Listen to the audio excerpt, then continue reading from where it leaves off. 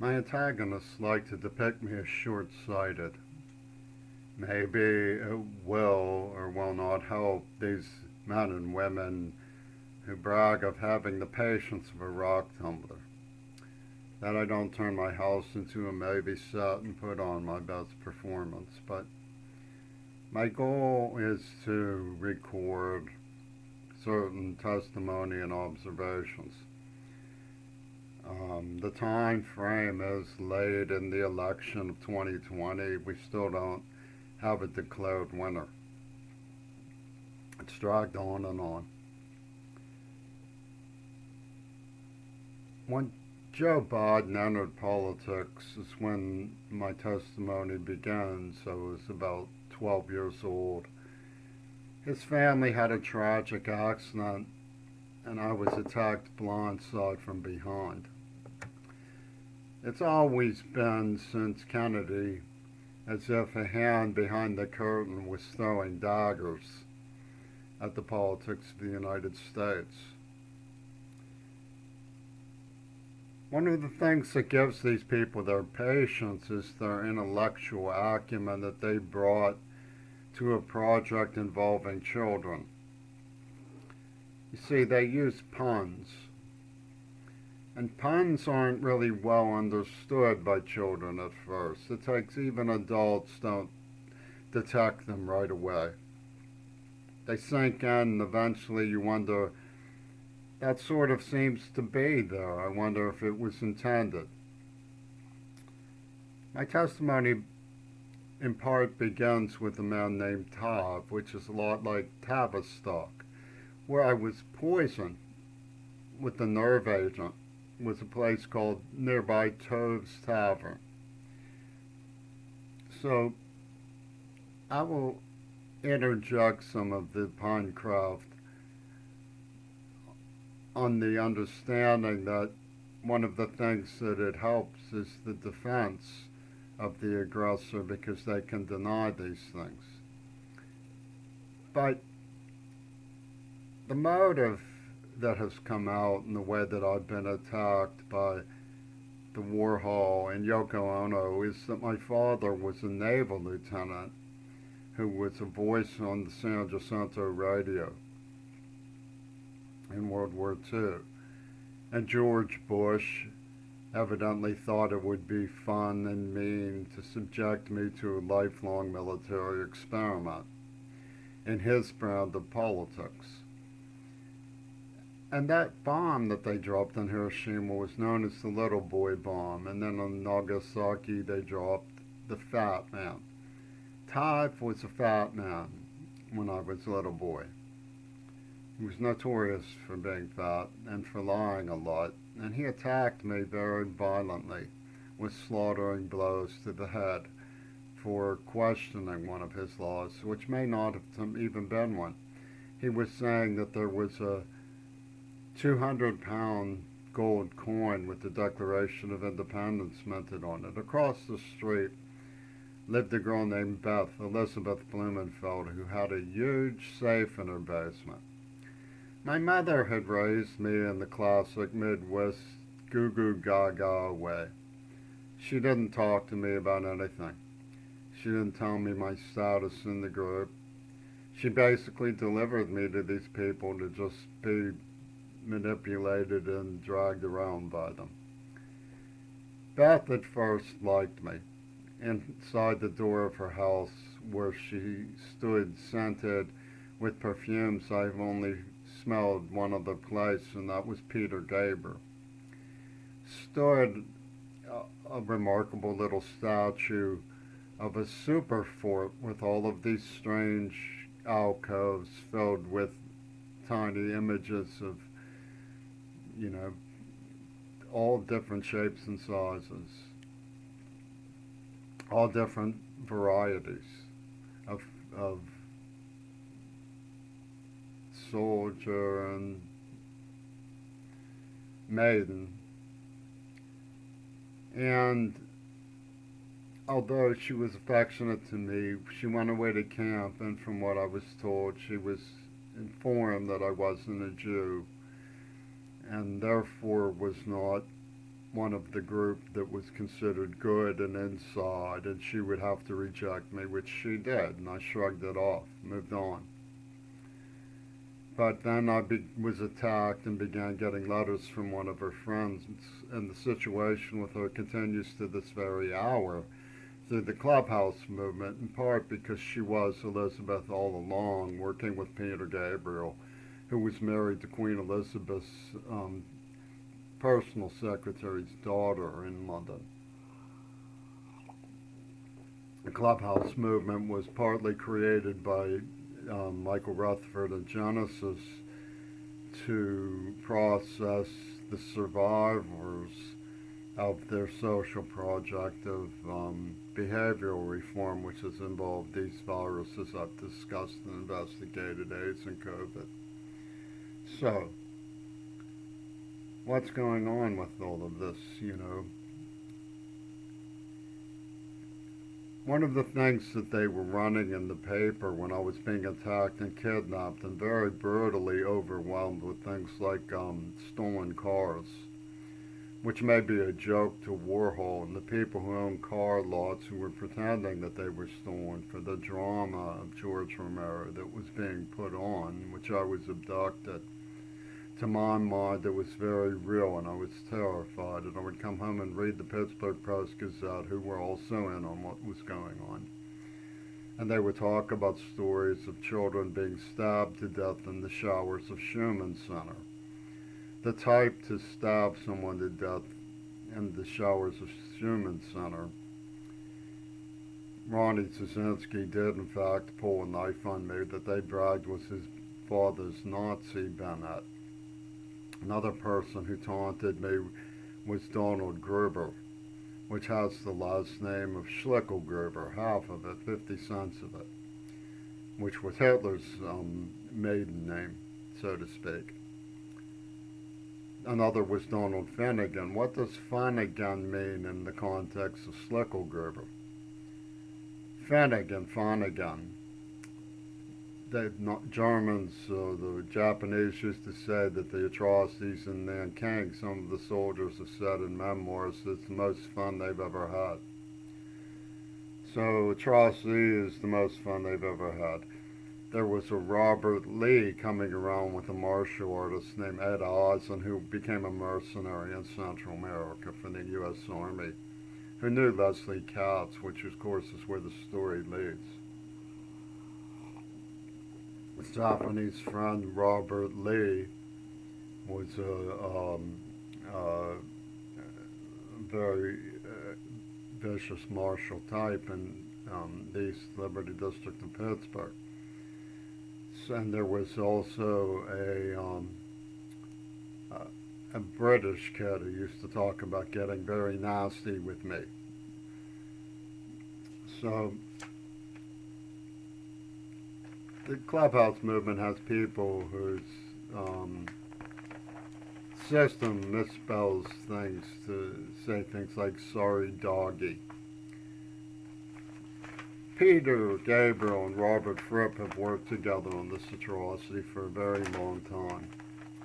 And when you're at Fripp's claim on your best behavior, you're not supposed to call them doggy, but they're the ones who are making blood-curdling cinema of the real and murdering people and filming real rape as revenge for Yoko Ono. So it's very strange in that way.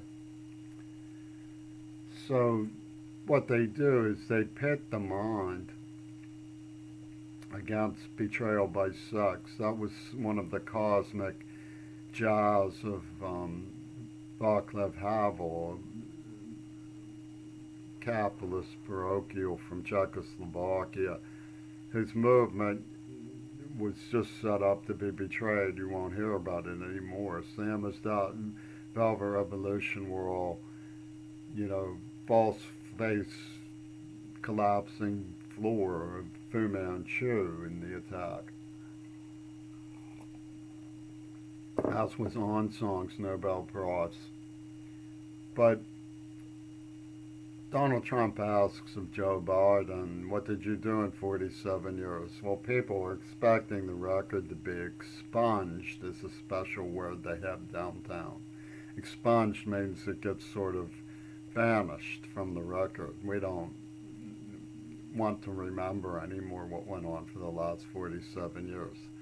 And Joe says we're all going to be friends now.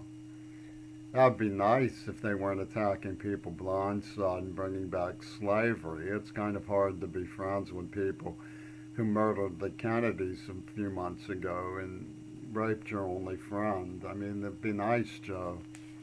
But where was Joe when this was going on? Joe was supporting Barack Obama's program of threatening to inject me for Leslie Katz. They had it all worked out in their charming minds that they were going to say virginity was obsession to do rape in order to cover for the fact that the person they used a nerve agent on was deaf and cheated a favor in our society as a symbol of the white. The white! And this is the mentality that, of course, comes out of Seattle. Why was Joe Biden's margin of victory so slender? Why did the Democrats lose ground? Well, one reason may be that the people around the country saw what was going on in Seattle. They saw the CHOP district. They saw the mayhem. And they figured, as good as it would be to get by Donald Trump and put him behind us if at all possible, and try to curtail the daggers he keeps throwing from behind the curtain. It's kind of hard to believe that the people who claim to be the intellectuals in rebellion mean well. And I can testify to you, they certainly do not. So, what war did Nancy Pelosi mean when she said they lost some battles but won the war? Two Virgin's pussy balls, the only one I can think of. Now, when you go back to 73, when it started, somebody asked me, may I take child pornography pictures of you? His name was Randy, and Colucci took me to see him. I said no. And that's when they attacked me. So you can throw away all of Robert Fripp's lies about the idea that I did this to myself and was somehow willing to go along with it.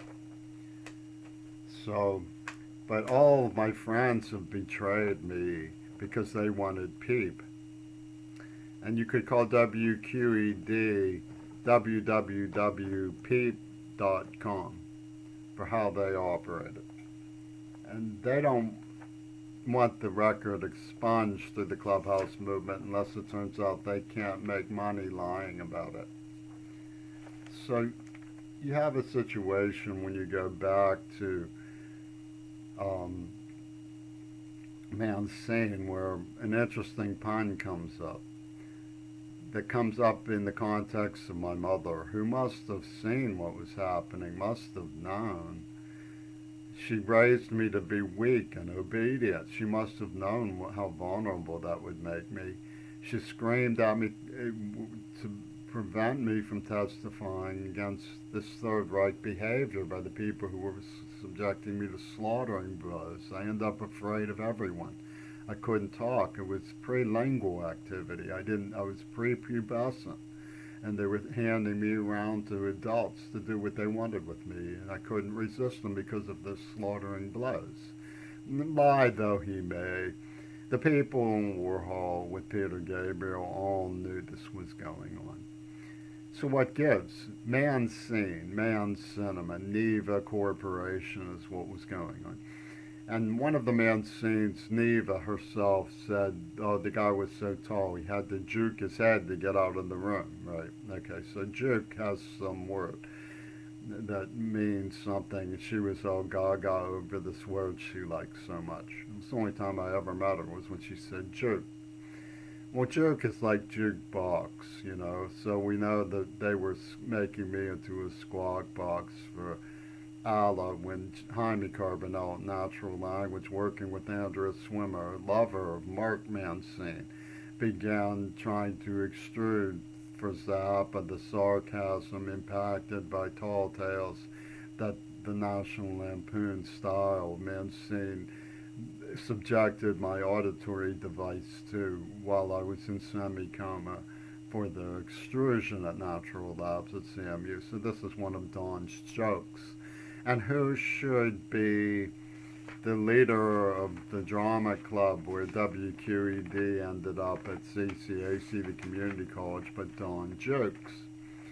So the adults were watching. One of the first things that Jeff Thompson did, my brother-in-law at the time, across the street, who built dams in Japan, was to mess up my learning in math by pulling out a slog rule when he was supposed to be tutoring me in algebra, bringing me to tears. I was struggling, which is why we asked him for help, was to give me a stopwatch.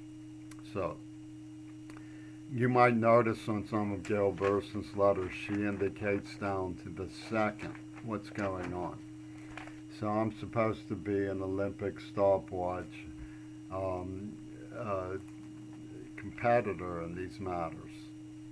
So what we ended up with is a situation where they're saying through the clubhouse movement that it's spiritual property, man, and they're like getting into whose spiritual property is this slave.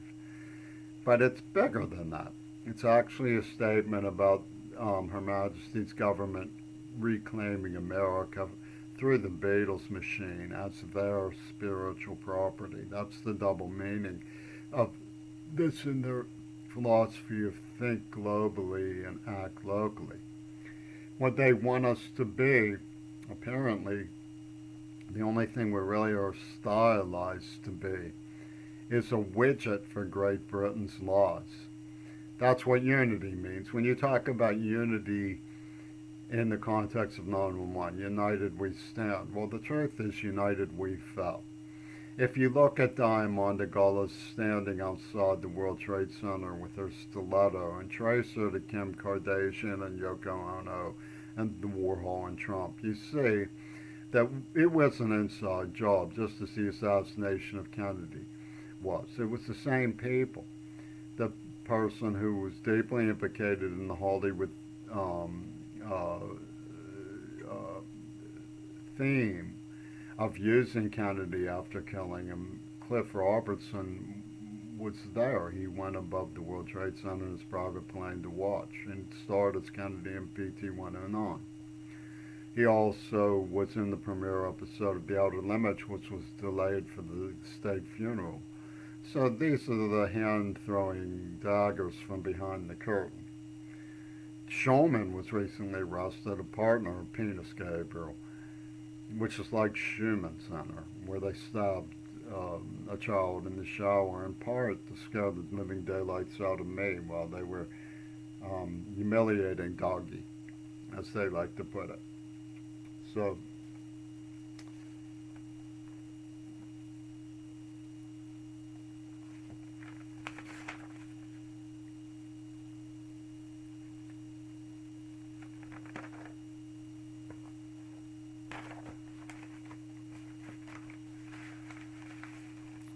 some of the indications that we got from Joe Biden's vice presidential speech and saying things like Obama was the leader of the pecking order stand to describe the special place he was assigning a secret slave to in the black psychology mystique over Two Virgins Pussy Ball.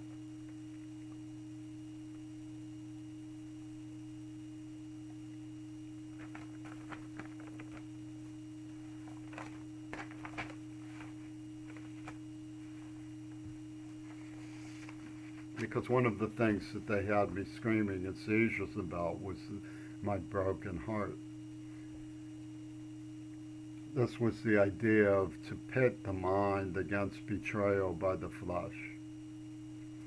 You know, and they were, the Havel used to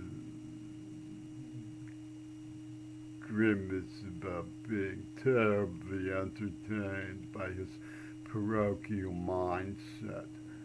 You know, and so this terrible entertainment. I mean, they have a slave, they torture an American symbol, and say, you know, the tears are entertaining, terribly entertaining. So it's lasting, meaningful change even possible with a syndicate like that, who are berserk with tampering and have used poison. I mean, they walk right in, take over the clubhouse by poisoning its founder. You know, I don't know who's responsible for that. We lost a member. COVID goes off, you know, while they're laughing about AIDS. You know, they poisoned me in the mouth. They're having fun again, they say it is. So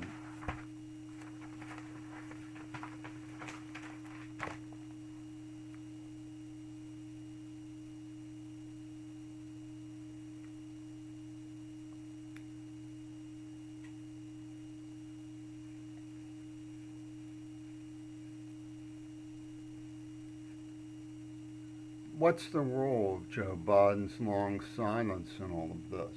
I mean, you know, the raft of the Medusa was something that was shown at the Louvre during the French Revolution. It showed survivors of a terrible plight on the ocean of cannibalism waving for help. And it was part of what caused the great commotion that led to the fall of the Bourbons. How different is the lewd trajectory about what happened to me that we get from the Federal Bureau of Federal Bureau of Investigation. The terribly lewd trajectory of Don's joke in all of this. You know, what they did was absolutely macabre. And we've ended up a widget for Britain lying about everything, saying, well, we're going to move on and recover. I mean, that's nice. But I thought that's what we were going to do when they attacked us with AIDS. They never stopped. What is this business about us not being enemies? You know, we're opponents but not enemies. What are they doing attacking children blindside? What are they doing invading people in the home with the deranged new types of surveillance? I mean, that doesn't sound like an opponent to me. That sounds like somebody who's attacking us, Joe. So you have this claim that we're all going to go back and get along and get beyond it. Get beyond what? Get beyond an axis, inner confederacy and occupation and the victory of two virgins pussy bowl in the AIDS attack by people who rescued Hitler and shot JFK and just a few months ago murdered 3 more Kennedys. That's promoting Obama. I mean, it doesn't. It makes sense if you think of the United States as a widget for the false face of Great Britain's power. There's Greek in something that Chuck Watts said, and of course when I escaped, so to speak, by forcing my mother to move, terrible tears and recriminations were involved in what happened, but I couldn't go to school anymore. They delivered me to somebody named Chuck Watts, another pedo. But when Chuck, who had a friend of Cat Stevens, who looked just like Cat Stevens and would play all of Cat Stevens' songs, they had this Chuck Watts as a namesake from the Rolling Stones. I mean, or Oswa worked at a place called Jagger Stovall. You know, Chuck Watts punches Mick Jagger one day, they say in the press. I don't know if it really happened, but Jagger said, "You're my drummer," and Watts said, "You're my singer," you know. And the British tough guy, you know, America, they fought for dominance at the Nuremberg trials and then put America on trial, killed Kennedy for their Japanese friends and stuff. You're our widget. You know, that's their mentality. Lie for us. Go unified. Lie for us. Fuck you.